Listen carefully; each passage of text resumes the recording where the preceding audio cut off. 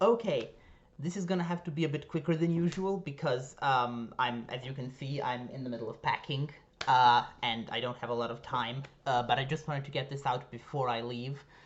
Um, so episode 6, I believe Brandon Sanderson's favorite episode. Um, I can see why. There's a lot to like here.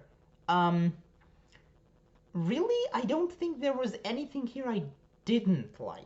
I'm going to just focus on the major stuff because, again, packing. So, the this is very much a Moiraine-centric episode. Like, Moiraine is the main character of this episode, no questions about it. Pretty much, like, almost every scene in the episode is explicitly from Moiraine's point of view, which is an interesting choice, and I enjoyed it. And it's also some of the most interesting Moiraine characterization we've received so far. This is Moiraine in her element. This is Moiraine manipulating and scheming and spying and stuff like that. I loved Moiraine finally being completely fed up with the kids and just going off on them. That's it takes her a bit longer to get there in the books. I think she doesn't really get to that point until like book 3. But here she is immediately like done with their shit, and I like that. I feel like that's an important element of Moraine's character, is that she uh, does not suffer fools gladly. And at this point in the story, the Emmonsfield Five definitely qualify as fools that she needs to suffer. So, I liked all of her interactions with the Emmonsfielders. Um, I loved everything with Swan. Well, there's a caveat to that. So, book spoilers going forward, like spoilers for all the books. In the books, Moraine and Swan are hinted and I think ultimately confirmed to have been sexually involved with each other as novices. The term Robert Jordan uses is pillow friends, which is a very silly term, um, but it's pretty clear what's being implied there. Um, so that part is not new. The part where they're still actively in a romantic relationship is new. And I like it, but later on in the books, Siwan has a romance subplot with a male character, which is really bad. It's one of my least favorite romances in the books, and considering Robert Jordan's romance writing skills, that's saying a lot. There's a lot of contenders for that throne of shame. Um, so so I'm hoping that they aren't going to do that. If they're going to do that particular subplot with Siwan, I don't like that they did this first, because you've basically just given us a queer relationship in the show, which you're then going to replace with a straight one. But I don't think that's where they're going with this. I feel like the fact that they focus so heavily on that relationship here means we probably won't be seeing. Actually, I think we probably won't be seeing Gareth Bryan as a character at all in the show. I feel like he's one of those characters who you can really easily cut from the story and there's no reason not to. He's just not very interesting or compelling as a character. Now, Moraine also technically has a romance subplot. And by romance subplot, I mean suddenly at the end of the penultimate book in the series, she declares her undying love for a character who she has interacted with directly once, 10 books earlier, and shown absolutely no romantic interest in. Um, And then, because even Brandon Sanderson was aware of how absurd this was, it is never brought up again. Like, they declare their undying love for each other, and then the last book happens, and the last book, as far as I can remember, does not acknowledge that event at all. So that is even easier to retcon, and I hope that they do. So, assuming that Maureen and Siwan are going to stay a couple throughout this show, which I think they will. I think that's where the show is going.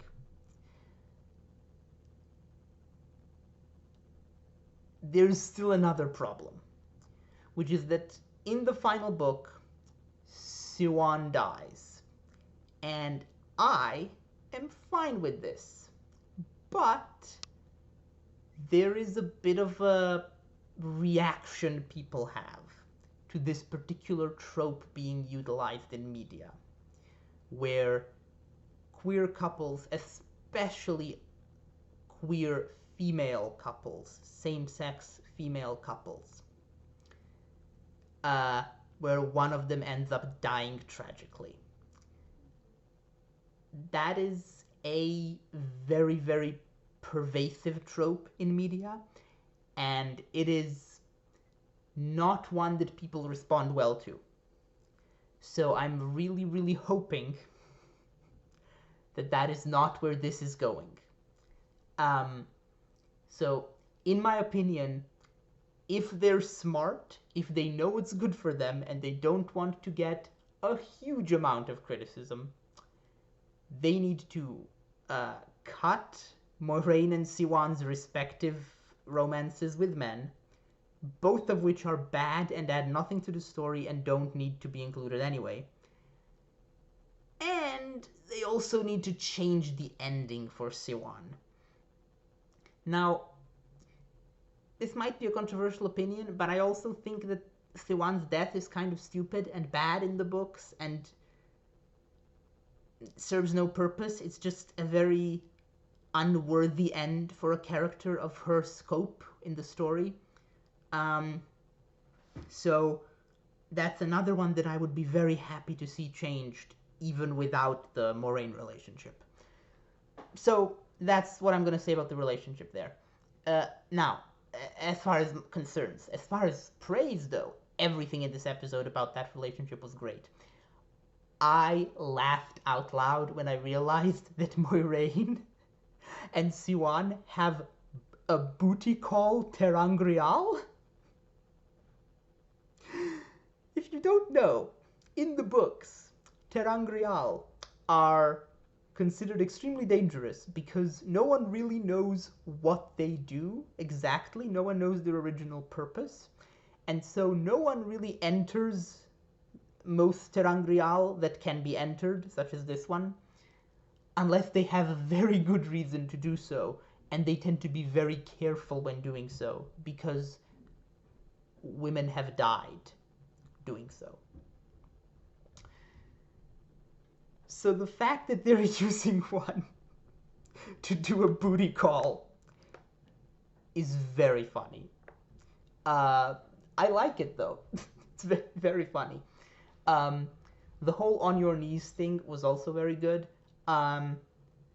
It made me think of the Athan Mier, the sea folk from the books, because they have a thing where a couple has to like have opposite power dynamics in public and in private. And so in public, Maureen kneels for Siwan, but then in private, the opposite happens. I'm wondering if that's like a deliberate, like little Easter egg, or it's just a sex joke. Either way, I enjoyed that one. That was I found that very amusing when Maureen said kneel. Or oh, no, she said on your knees. Sorry. Wouldn't it be hilarious if that ended up being foreshadowing for Dumai's Wells? Kneel or you shall be knelt. I'm almost sad that's not what she said. That would have been a hilarious way to introduce that iconic phrase. But yeah, I love the relationship. I love the more intense aggression they display towards each other in public than in the books. Because in the books, like, they're pretending that they're not friends, but they're not pretending that they're enemies. Whereas here, they are actively pretending to like despise each other, and they're good at it. It works. It doesn't feel like cheap melodrama to me. Um, Moraine getting banished is an interesting choice. Not a very influential one, because I'm pretty sure in the books, Moraine never returns to the tower after this. So it's not like, or wants to return to the tower, or has any reason to return to the tower. So I am not sure, like, unless they change something later on, this particular change might be pointless. Um, However, one thing that did strike me as interesting is that Moiraine, when she was swearing on the oath rod, she pulled a Ned Stark writing Robert Baratheon's will uh, trick, where she was supposed to swear to the Amerlin seat, but instead she swore to Swan Sanchez. And if you've read the books, you know Swan Sanchez will not remain Amerlin for very long. And I can see several ways this could go. If they decide to really like lean into having Moraine more involved in the Tower storyline and involved with Swan further in the story, you could have a situation in which Moraine is able to return to the Tower and maybe do something to aid in the civil war within the Tower, uh, despite not being allowed back in by the Amerlin, because Swan allows her back in. So that's one way that I can see this going. And of course, the other way is that she technically swore, like, not just to not return to the tower, but also just to obey the Swan, which might be interesting if the new Amerlin, who I'm pretty sure in the show is going to be Liandrin, because I feel like she's Elida in the show, which I have mixed feelings about, but that's irrelevant for now.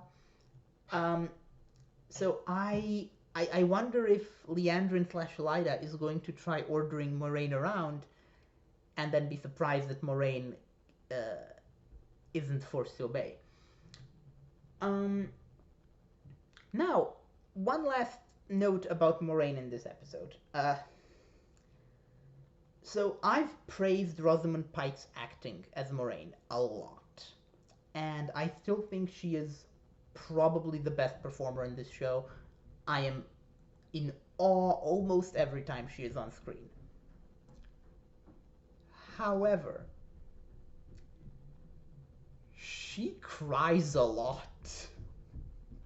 Like, that's a weird character trait for Moraine Damodred to have.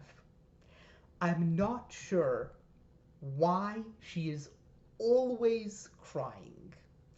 Like, not even not even in times when it makes sense. Sometimes she'll just be like she's talking to the kids while leading them away from the two rivers, and then it zooms in on her face and she's like getting all teary-eyed.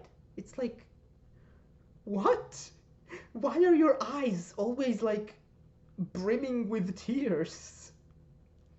It's an odd acting choice, to say the least. I think it works. It does change Moraine into a very different character, but I think it mostly works. It's just weird to me personally. Other things. Let's see. Liandrin is meeting a man, which was a very funny scene. It felt very Mean Girls, like when Moraine pulled that out of nowhere. But I don't think it's a lover. I do not think that is Liandrin's lover. I think that is either one of the Forsaken or one of her dark friend contacts. And I think that was actually set up for something later on. Speaking of set up for something later on, the head of the Blue Aja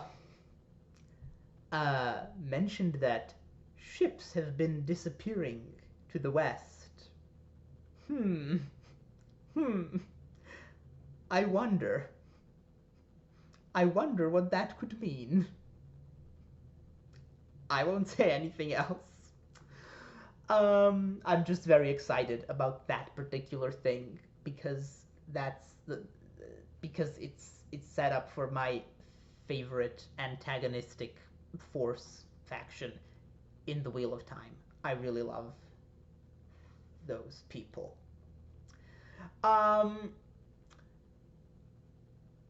Anyway, they changed the reason why everyone's going to the Eye of the World. They did not change it to be less stupid, but it's also not any more stupid. It is still completely incoherent and silly and out of nowhere, just like it was in the books. So I guess they broke even on that one. I wish they had done more setup for it. I wish they had actually talked about the Eye of the World, maybe said what it is before this episode, so that when Siwan is like, oh, the Dark One is at the Eye of the World, we, the audience, actually knew what the Eye was. But okay. Next, I really like the scene of Maureen healing Matt. I feel like that effect was really cool, especially the way it like flashed onto her face. That was creepy and cool, and I liked it. I also like all the Aes Sedai outfits. I really like the way they dress because because in the books they just wear like normal dresses, like fancy ball gowns and stuff, basically. Here, they are all dressed like insane wizards, which is what they are. And so that's how they should dress. So I approve of that. What else happened in this episode that was noteworthy? Oh, I mean, besides the ending. We'll get to the ending in a moment. But I don't think there was really anything else I wanted to talk about. This was such a Moiraine-heavy episode that basically by just talking about Moiraine, I've exhausted my thoughts on the episode.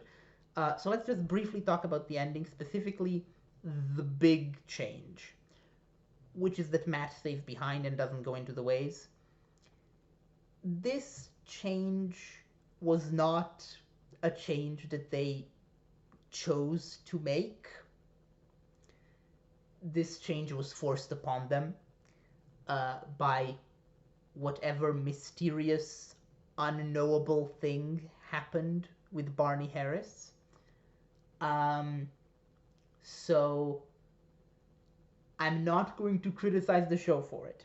I am going to say that as far as places to dump Matt go, this one works pretty well.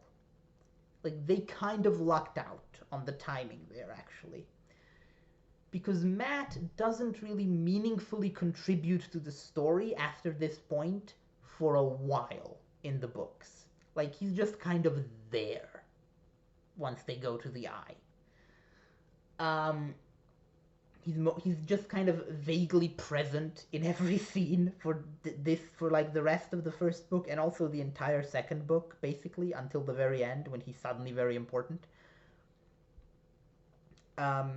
So I think it's gonna work. I think they can make this work. I'm hoping so. I am sure that the writers had the worst time of their goddamn lives trying to make this work on the short time frame that they had because of the sudden and unexpected way that whatever happened. So I'm cautiously optimistic about what they're gonna do with Matt in the next season. with the new actor. Although I am very sad that we won't be seeing more of Barney Harris as Matt, because I feel like he was really good in the role. I'm not as in love with him as some people are. Like, there are people out there saying he's the best performance of the show. No. The best performances of the show are Rosamund Pike whenever she's not crying, and the actress playing Leandrin, who is incredible at her job of being absolutely horrible.